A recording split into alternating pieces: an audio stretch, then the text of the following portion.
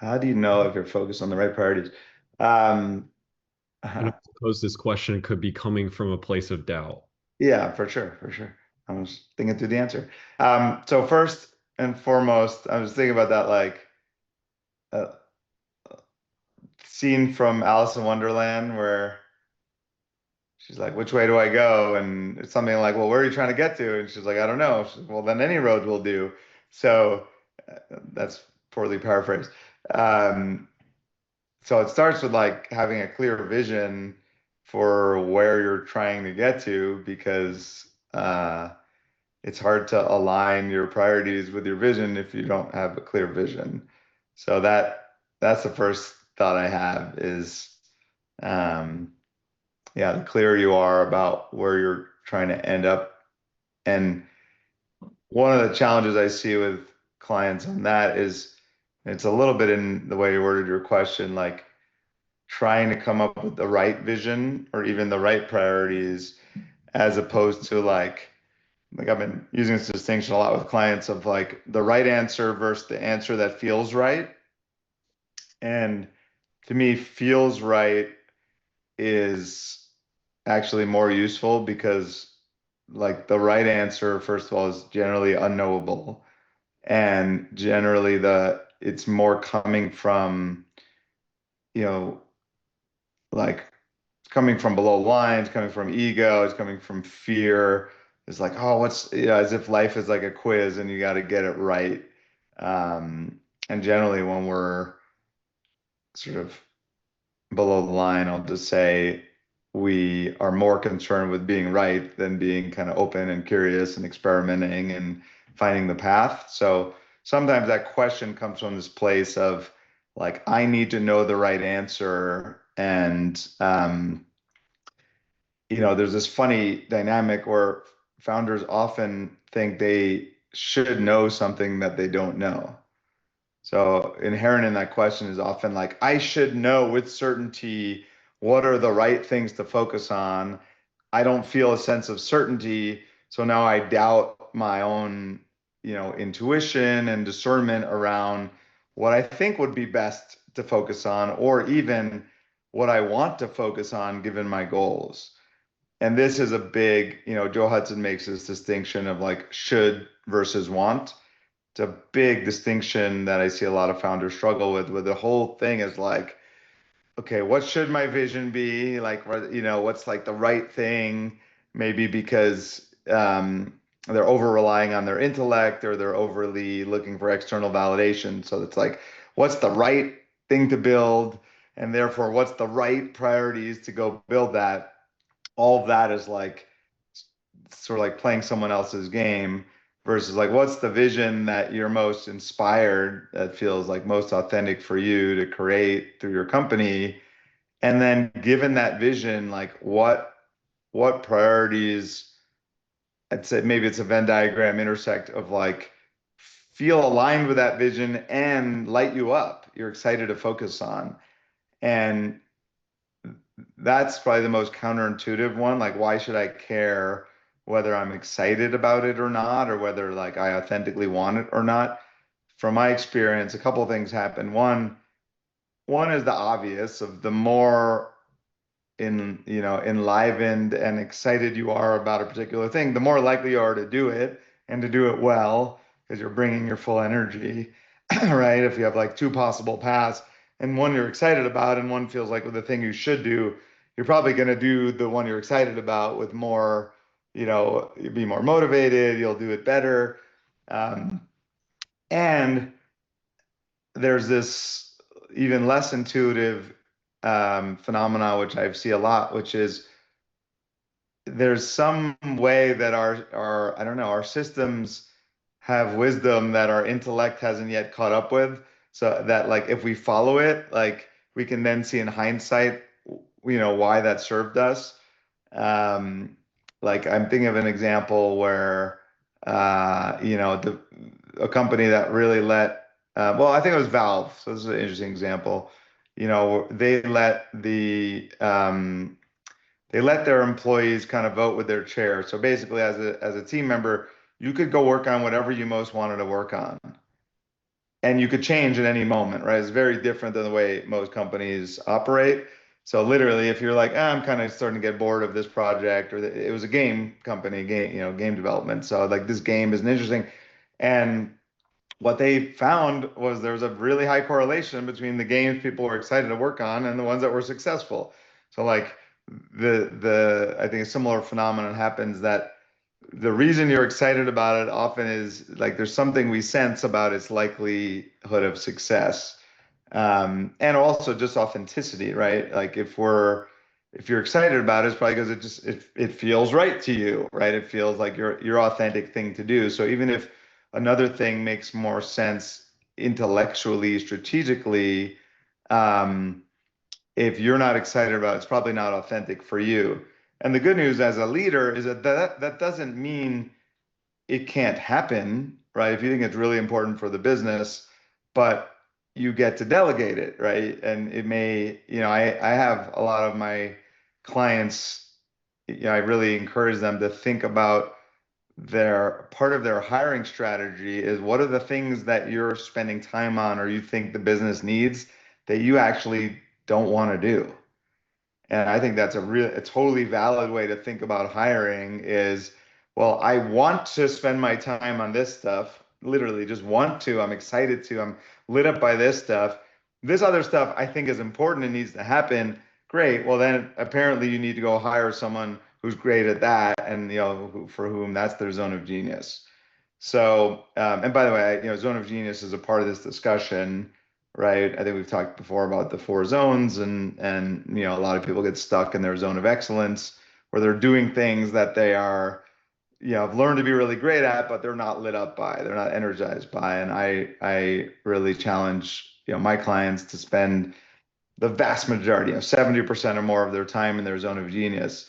And a lot of people don't believe that's possible, right? So there's this limiting belief that like, well, the stuff that's really valuable is the stuff that feels hard, as opposed to like, well, I love talking to clients. I could do that all day, but driving the product development, like that feels hard. So therefore that must be more valuable.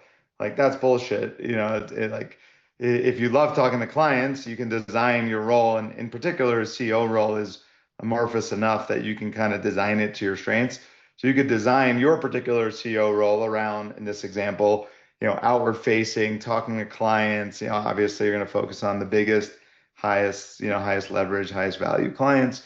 You'll learn a lot, et cetera. And then you maybe hire a COO to handle the operations or an amazing head of product, to drive product, et cetera.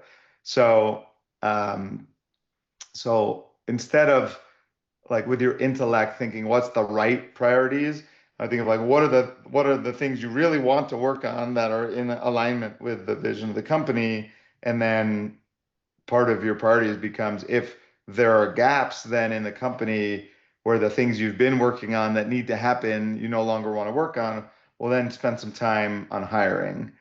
And by the way, I mean especially post product market fit, which is most of the clients I work with, really your primary job is about other people. It's about building the team, recruiting, aligning the team, making sure their direction is clear. So that's also, often the highest and best use of your time as the leader as you're scaling is ensuring other people are spending their time in the most aligned way, which by the way includes that they're spending time in their zone of genius on things that light them up, that you have the right people in the right roles that are like excited and loving what they're doing, not just that they're doing the things that matter for the company. So past a certain point, that generally becomes the highest priority thing to be doing.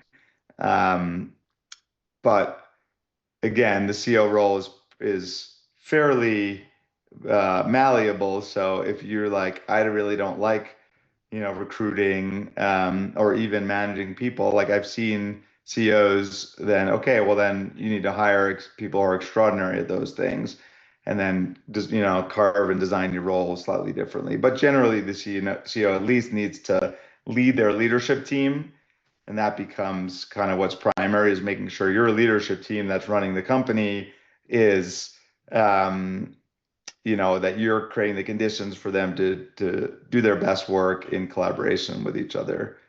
I once heard a CEO say he tells his team like use my head as a battering ram and my body as a shield, which I thought was funny. But it's really about unlocking your team versus kind of your own individual contribution. Nice. So it's almost like instead of it's almost like the priority instead of you choosing it, it's like it chooses you in terms of excitement. Uh, I guess for the like direction of the company and hmm. I see what you're saying in terms of the like, it's like a pithy way of saying it. I don't know if that's how I'd say it, but um, I guess the way I would say it is you're choosing it from your whole body, I guess, not just like intellectually what you think is the right thing to do, but when you like if you feel your intuition, your heart, like yeah, I guess you're letting your energy guide you as much as your intellect. So like do you feel energized when you think about doing that? So it's like maybe that's a way to say it. It's like not just your intellect, but like follow your energy. Like in some way, I trust my energy more than my intellect. I'm like, I don't know why, but when I think about doing that, I feel really energized. So like, it's like follow flow, right? A little like, where's the river trying to take you? Maybe that's what you mean by it chooses you, versus, you're just trying to like get it to mm, go. There's a metaphor. Another coach, Brian Franklin, told me of like being a sailboat captain versus a motorboat captain. mm, Like motorboat captain is like, I'm going here. I don't care, yeah. smelly, loud engine. I'm just gonna get it to here. And like you can do that, but like it has this toxic residue, you run out of gas. Versus like sailboat captain, you gotta kind of feel where the wind's trying to, where the wind's blowing, and then you can kind of tweak things a little bit to make to harness the wind, but and the currents, right? But it's much more like you're leading in harmony with where things are going rather than just trying to like force your will onto it entirely. Mm, And some of that, like in this case, the wind, the current is more your internal like current of like, I don't know, for whatever reason, I feel really excited about this thing. And maybe you don't realize until you like connect the dots in hindsight afterwards. Oh, that's why I was so excited about that.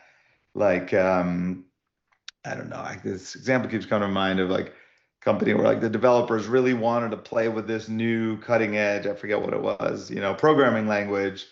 And the leader just like, okay, like just let him. And then that turned, it ended up being that was like skating to where the puck was going because, mobile became a big thing and all these developers had gone up to speed ahead of others on like how to code for mobile. And so they were ahead of the curve on mobile.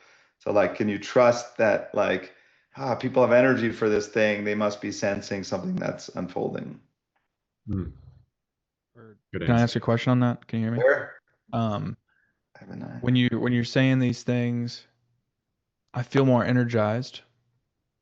Just thinking about things that I'm excited about, but the thought comes in my head, maybe it's just John Whiting in my head. He goes, "Yeah, but that's the girl in the red dress." In the Matrix, it's like the shiny object syndrome.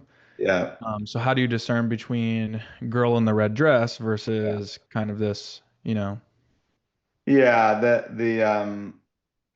yeah, people ask this question around like whole body yes. How do you follow your whole body yes? And right, if you're or I guess a better way to ask you, if you're pursuing your wants, what's the distinction between like hedonistic, or like distraction versus uh, Yeah, exactly.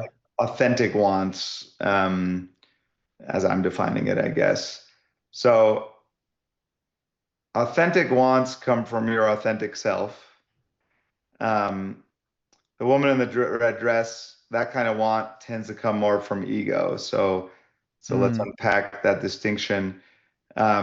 Your ego self believes that there's like a void, like there's something missing, and so it's trying to fill that void with external things, whether that's validation, right? Okay, if I get this girl, that means that I'm hot shit, or that means that I'm attractive, and so I can feel better about myself, feel more valued, right? So there's like a something missing, like I'm not valuable enough, but I need, if I can, sleep with this girl, then I'll feel more valuable. Or if I Mm, could, get this prize, I'll feel more valuable, right? So those are more like the ego wants, is their compensatory, like ego fixations. Like I need to get this money in order to feel whole, to feel valued, to feel safe, to feel free.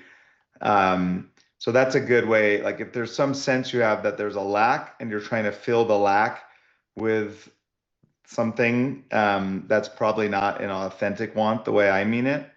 mm-hmm, Um, and one thing that's just practically is just to ask, like, is this an authentic want, or is this like a strat where this is a little bit off of the leader prioritizing, so we can come back to that, but just to but they may intersect. Um, but I like distinguishing between, like, is this a strategy for how to meet an authentic want, or is this an authentic want, right? So like, okay, I want the woman in the red dress.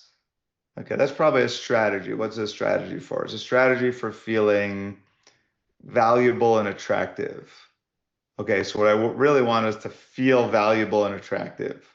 And what will that give me? Okay, if I feel valuable, yeah, I'll just have that, like, I don't know, warm feeling inside, and I'll feel like, confident or something. And then you can start to, um, the only way you can know that you want that is because you can feel it. So mm, practically, I have clients like, just could you feel that now? That sense of confidence, that sense of like magnetism, right? Where in your body do you feel it? Notice it's already here. So the wanting always has the seed of the wanting in it. This is another thread. There's this Tara Brach process she calls RAIN. It's like recognize, allow, investigate, nurture. So like I did this recently around money. I'm like, okay, I noticed this. I keep having this sense of like, I need more money. If I just had more money, then I would feel more free, mostly free to be authentic, free. Like wouldn't have to do things I don't want to do. And I was like, okay, so okay, I can recognize that want, and then I can recognize some judgment, self-judgment around that want. Like, what the fuck, Dave? You should be more enlightened than that. Money still, like, what? That's still an issue. So I allow first the want, and then I allow the shame and judgment around the want. And then she's like, now you do a U-turn and investigate and like trace it back to its source.